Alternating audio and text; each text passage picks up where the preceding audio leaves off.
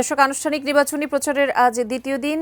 গতকালই মাঠে নেমে গেছেন প্রার্থীরা। পঞ্চগড় চিনিকল মাঠে চলছে জামায়াতের নির্বাচনী জনসভা। এতে দলের আমির ডাক্তার শফিকুর রহমানের উপস্থিত থাকার কথা রয়েছে। সেখান থেকে সরাসরি যুক্ত হয়ে বিস্তারিত জানাচ্ছেন সহকর্মী ফেরদৌস রহমান। ফেরদৌস। জামায়াত ইসলামের আমির ডাক্তার শফিকুর রহমান আজকে উত্তরবঙ্গ অর্থাৎ দেশের সর্বোত্তরের জেলা পঞ্চগড় সফরের মধ্য দিয়ে তার উত্তরবঙ্গ সফর শুরু করছেন এবং আজকে তিনি পঞ্চগড়ে 11টায় এই জনসভা, এখানে পঞ্চগড় চিনিকল মাঠে জনসভা আয়োজন করা হয়েছে, সেখানে তিনি বক্তব্য রাখবেন।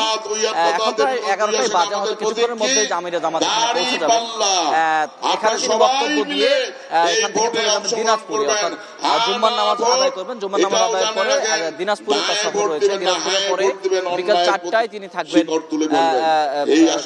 ঠাকুরগাঁ জেলায়। ঠাকুরগাঁ জেলাতে তিনি আজকে নির্বাচনী একটি জনসভায় বক্তব্য দিবেন। এরপরে রংপুরে তিনি সন্ধ্যা 7টায় বক্তব্য দিবেন। অর্থাৎ আমিরে জামাত আজকে 23 তারিখ এবং আগামীকাল 24 তারিখ এই 2 দিন উত্তরবঙ্গ সফর করবেন। তার মধ্যে আজকে পঞ্চগড় দিয়ে শুরু হচ্ছে সকাল 11টার পরে আজকে সন্ধ্যা 7টা পর্যন্ত একটানা তিনি 4টি জেলা সফর করবেন। আগামীকালও 4টি জেলা তিনি সেখানে সফর করবেন। সফর করার পরে তিনি এখান থেকে খুলনা বা ওই বিভাগে চলে যাবেন। এখানে পঞ্চগড়ের কথা যদি বলি, পঞ্চগড়ে 2টি সংসদীয় আসন রয়েছে। একটি হলো সদর এবং তুলিয়া নিয়ে, যেটি পঞ্চগড়ে 1 আসন। সেটি আসলে যে 10 দলীয় জোট হয়েছে, 10 দলীয় জোটের পক্ষ থেকে এনসিপি কে ছাড়া হয়েছে এবং প্রার্থী হচ্ছেন এনসিপির উত্তরাঞ্চলের মুখ্য সংগঠক সার্জিস আলম।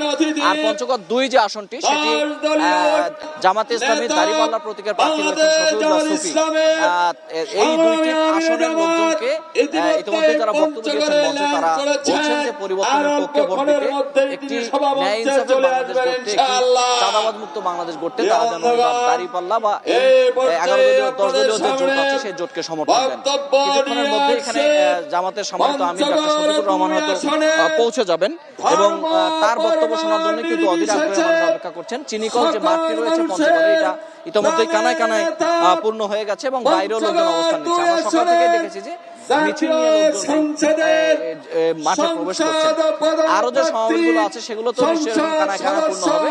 সাধারণ মানুষের যেটি কথা, সেটি হলো তারা এবার পরিবর্তন চান, পরিবর্তন দেখতে চান এবং পরিবর্তনের পক্ষে রায় দিতে চান। যে কারণে জুলাইয়ে এবং আগামীতে পরিবর্তনের একটা ইঙ্গিত তারা বলছেন। যারা সেই সঙ্গে এই এলাকার উন্নয়ন করবেন, যারা এই এলাকার যোগাযোগ ব্যবস্থার উন্নয়ন ঘটাবেন, তাদেরকে তারা আগামীতে বেছে নিচ্ছেন। এই হলো সার্বিক পরিস্থিতি। ইতিমধ্যে প্রবেশ করেছে, আপনি দেখতে পাচ্ছেন আমিরে জামাতের গাড়ি বহর চলে এসেছে মঞ্চের কাছাকাছি। হয়তো তিনি কিছুক্ষণের মধ্যে এখানে প্রবেশ করবেন এবং সবাই বক্তব্য রাখবেন। আমাদের কাছে এখনকার এই হলো সার্বিক পরিস্থিতি। কিছুক্ষণের মধ্যেই, হয়তো আধা ঘন্টার মধ্যেই জামাতে ইসলামীর সম্মানিত আমির ডাক্তার শফিকুর রহমান এখানে বক্তব্য রাখবেন। তাই তিনি কি বললেন, পঞ্চগড়ের মানুষ কি বললো, সার্বিকভাবে এই অঞ্চলের ভোটাররা কি ভাবছেন, নিশ্চয়ই সবকিছু আমরা তুলে ধরবো।